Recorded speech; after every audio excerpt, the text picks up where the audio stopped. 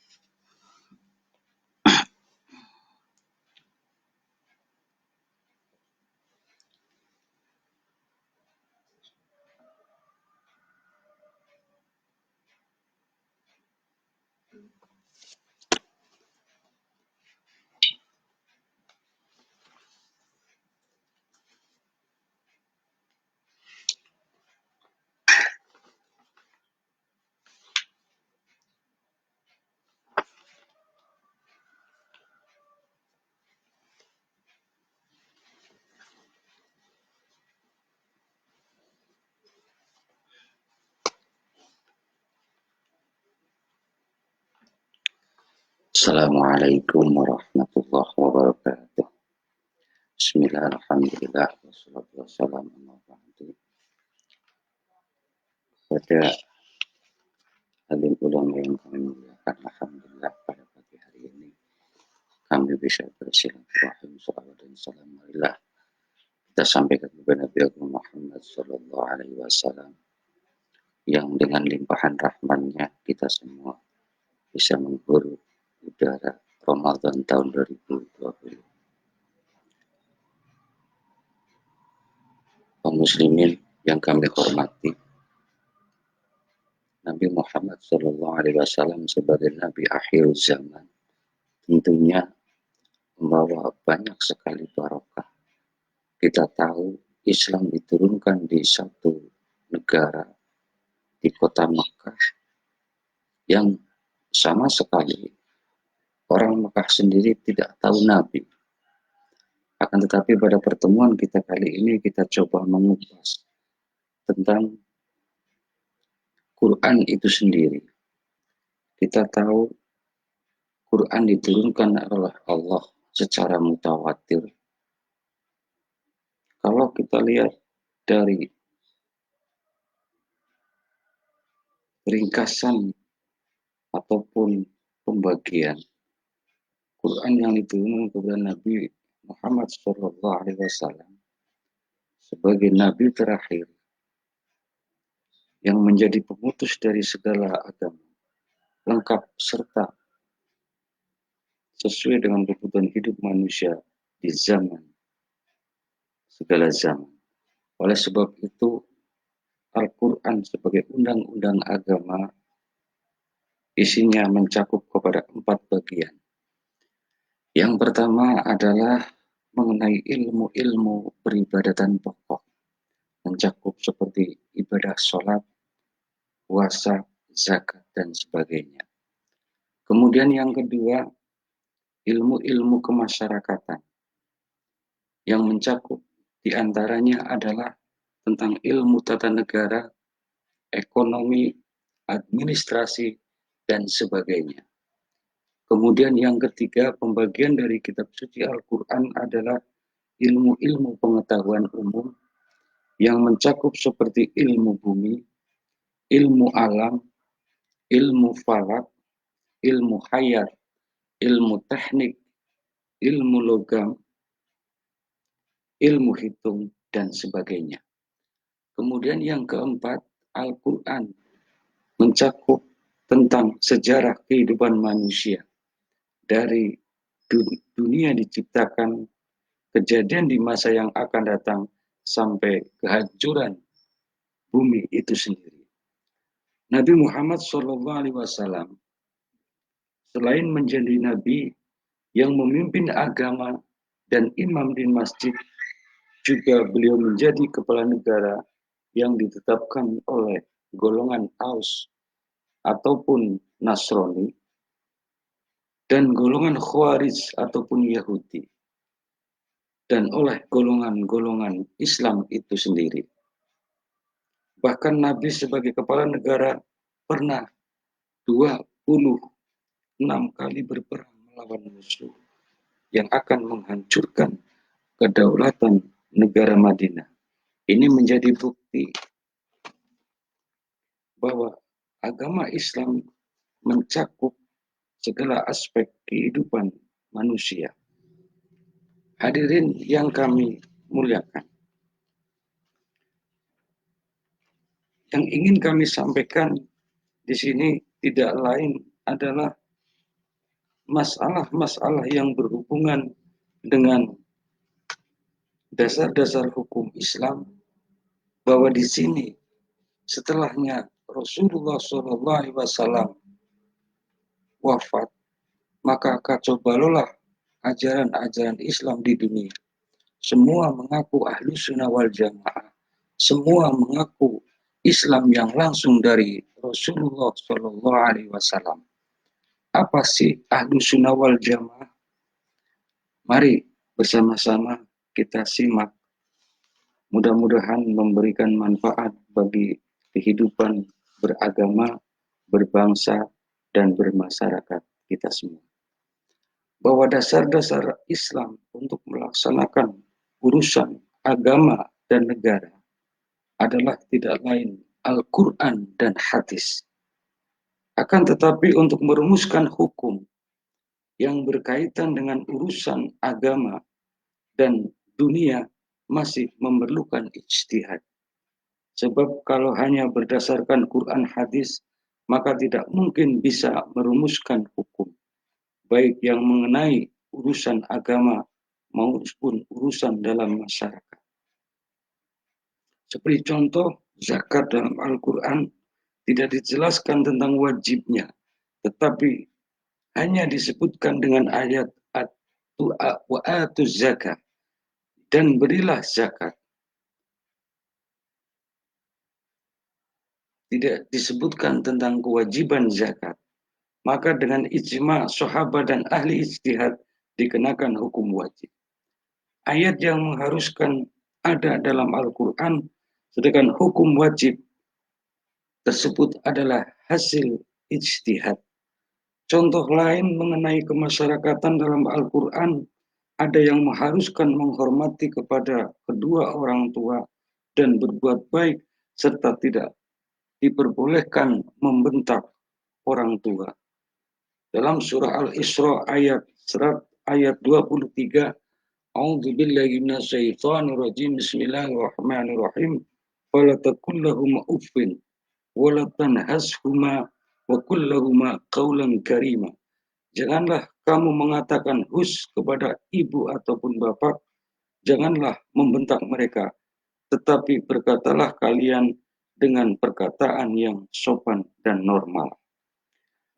Adapun dalil yang memperbolehkan ijtihad, kita ambil di samping dasar hukumnya Al-Quran, kita ambil dari hadis riwayat Mu'ad bin Jabal, an Abi Umar radhiyallahu anhu anna Nabiyya sallallahu alaihi wasallam lama arsalahu ilal Yaman qala lahu kaifa tasna ila uidulaka qada'un qala atti bima fi kitabillah qala fa illam yakun fi kitabillah qala fa bi sunnati Rasulillah sallallahu alaihi wasallam qala fa illam yakun fi sunnati Rasulillah qala ajtahidu ra'yi wala alu qalu Mu'ad fadaraba Rasulullah sallallahu alaihi wasallam summa qala sadri summa qala alhamdulilladzi wafaqa Rasulullah sallallahu alaihi wasallam lima yarda Rasulullah, rawahu Abu Dawud wa Tirmidzi. Yang secara inti poinnya tidak lain adalah hadis ini mengatakan bahwa ketika kita menjumpai hukum-hukum yang tidak terdapat dalam Al-Quran, maka ikutilah pendapat sunnatul Rasulillah, pendapat Nabi. Kalau dalam pendapat Nabi itu tidak ada, maka berijtihadlah. Hadirin yang kami muliakan,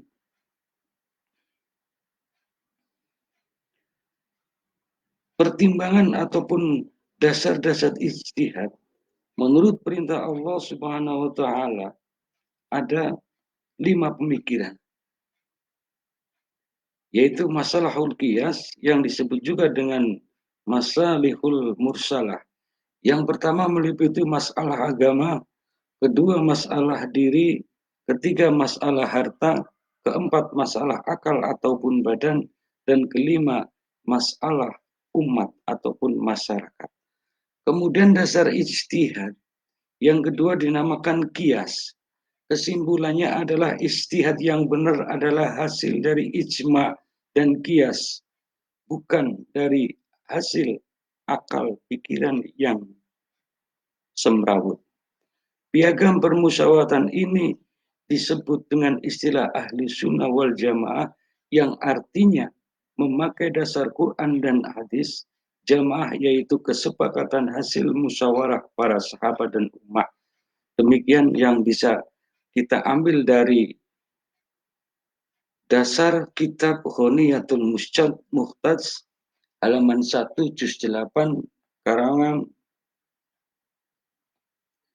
Syekh Abdul Qadir Al-Jailani. Ahlu sunnah wal jamaah percaya dan berhujah dengan hujah sunnah sahabat dan ijma dan tidak bertentangan dengan Al-Quran. Kemudian ijtihad ahli sunnah wal jamaah itu adalah terbagi menjadi 4 bagian. Golongan yang memakai rumusan hukum syariat agama Islam secara lengkap dan luas, yaitu dasarnya tidak keluar dari Quran dan hadis, serta mencakup 4 bidang. Bidang yang pertama adalah bidang i'tiqad tauhid, yaitu mengesahkan kepada Allah. Yang kedua bidang i'tiqad fikih. Yang ketiga bidang i'tiqad tasawuf, dan yang keempat adalah bidang i'tiqad dalam kemasyarakatan dan kenegaraan.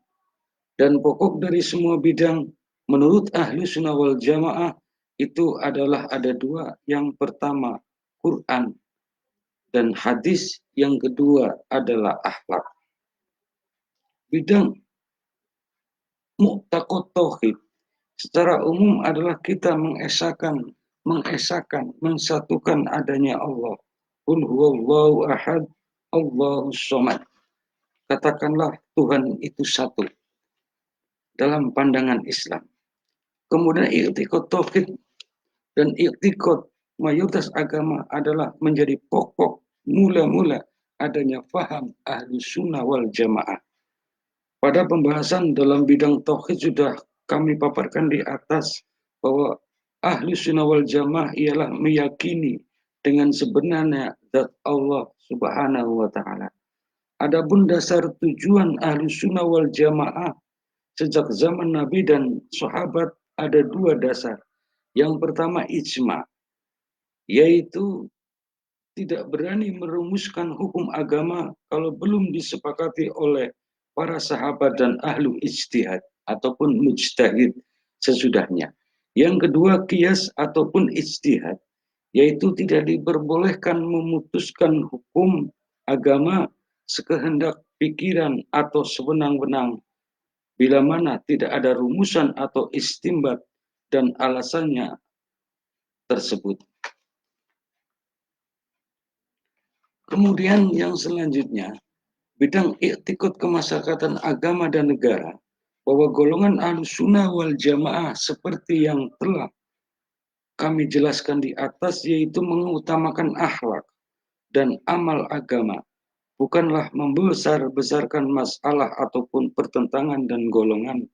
Begitu juga halnya dengan dasar Ahlussunnah wal Jamaah. Kemudian dalam masalah kemaslahatan agama, Al-Quran surat Al-A'raf ayat 85 menyebutkan A'udzubillahi minasyaitonirrajim Bismillahirrahmanirrahim wala tufsidu fil ardi ba'da islahiha dzalikum khairul lakum in kuntum mu'minin. Janganlah engkau berbuat kerusakan di muka bumi sesudah adanya kemaslahatan dan kedamaian umat, karena Dengan demikian itu adalah lebih baik bagi kalian jika kalian betul-betul beriman kepada Allah. Kemudian yang kedua adalah kesepakatan ataupun istimewa musyawarah. Janganlah terburu-buru menetapkan fatwa sebelum adanya kesepakatan bersama, sebab akan mengakibatkan keburukan dan pertentangan nantinya. Karena pemimpin-pemimpin agama yang menetapkan hukum menurut kehendak sendiri tanpa persetujuan yang lain, maka dialah yang harus bertanggung jawab di hadapan Allah Azza wa Jalla. Sebagaimana firman Allah Subhanahu wa taala dalam surah Ali Imran ayat 159, A'udzu billahi minasyaitonir rajim. Bismillahirrahmanirrahim. Fabima rahmatin minallahi linta lahum walau kunta faddan khalidul qalbi lang faddu min haulik fa'fu anhum wastaghfir lahum wasawwirhum fil fa idza azamta fatawakkal 'ala Allah innallaha yuhibbul mutawakkilin. Dengan rahmat Allah engkau dapat melunakkan hati sekalian manusia. Andai kata kamu berlaku kasar dan disertai kebencian hatimu, niscaya bercerai-berailah bawahanmu. Oleh sebab itu, berilah maaf kepada orang yang minta maaf kepadamu dan ampunilah kesalahan mereka, kemudian bermusyawarahlah dengan mereka dalam segala urusan.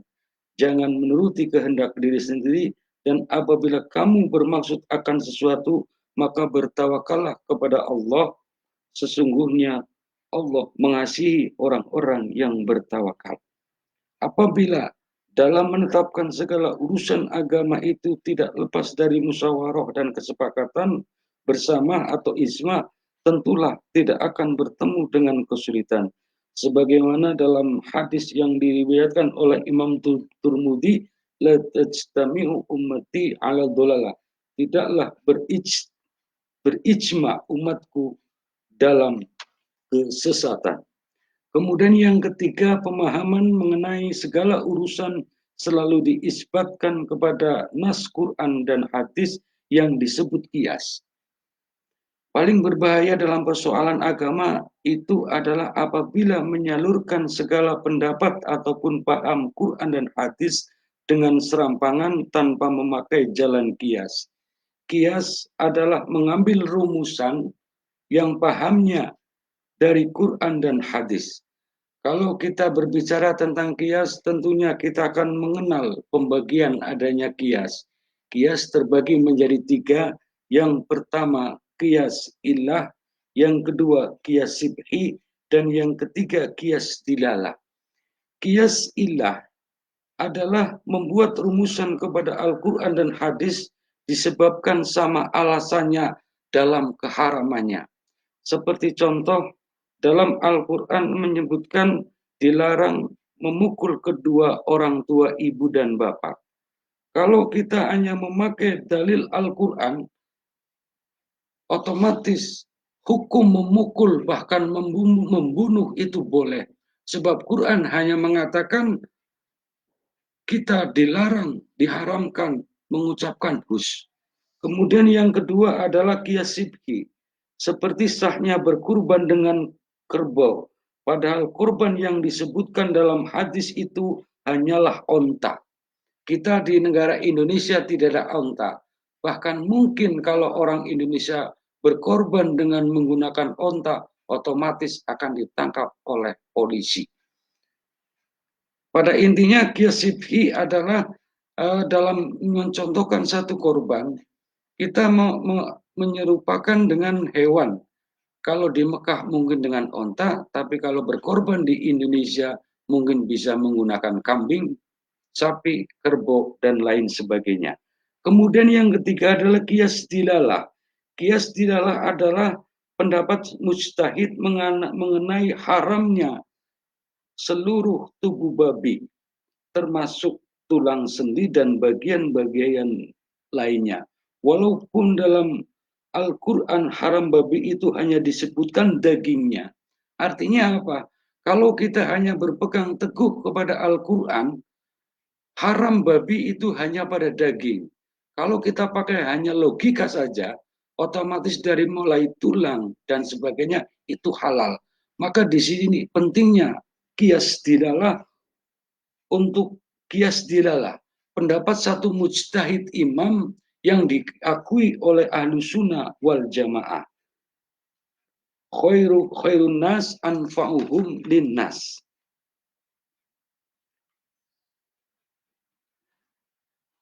Kemudian yang selanjutnya,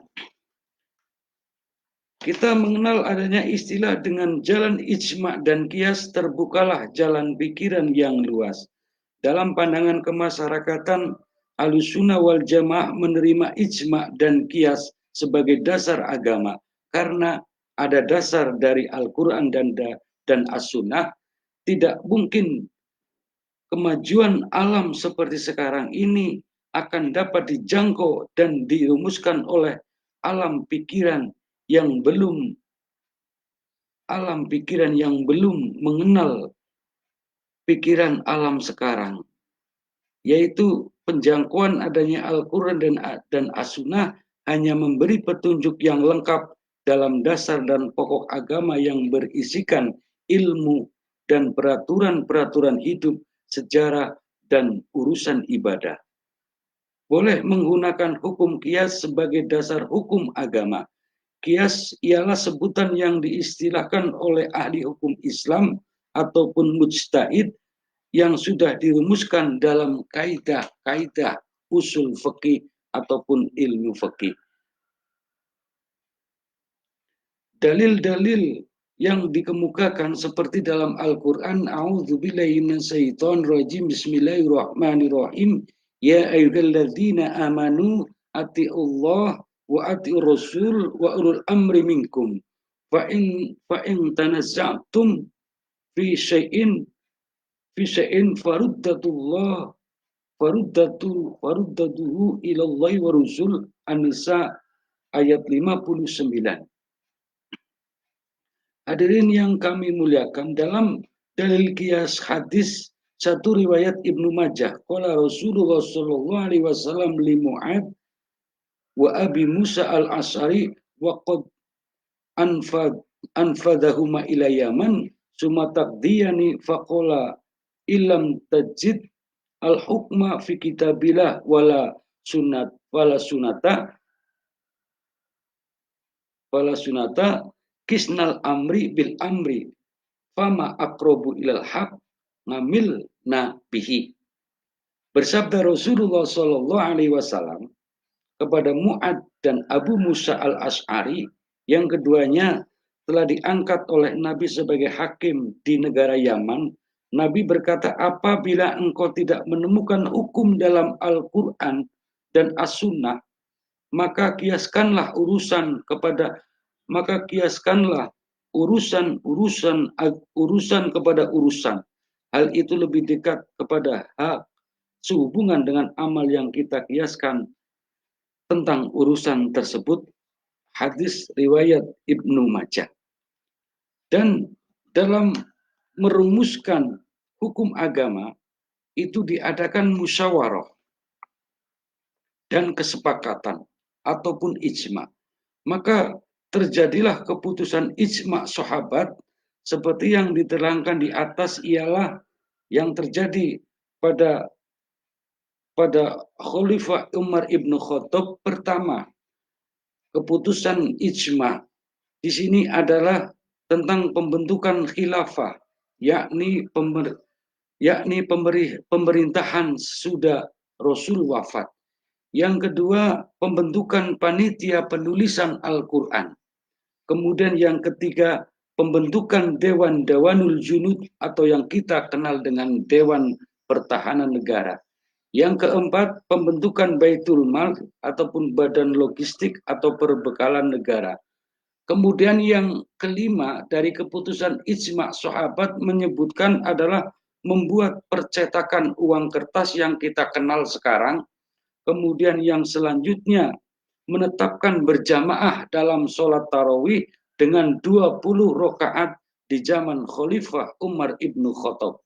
Jadi jangan heran kalau sekarang kita kadang dipusingkan dengan istilah taraweh 11 rakaat ataupun taraweh 23 rakaat. Karena kita yang taraweh 20 rakaat adalah mengikuti ijma daripada sahabat Umar ibnu Khattab.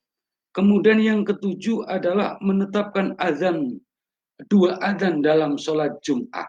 Jadi yang namanya sholat 2 azan dalam sholat Jum'at ditetapkan mulai pada pemerintah Khalifah Umar ibnu Khattab.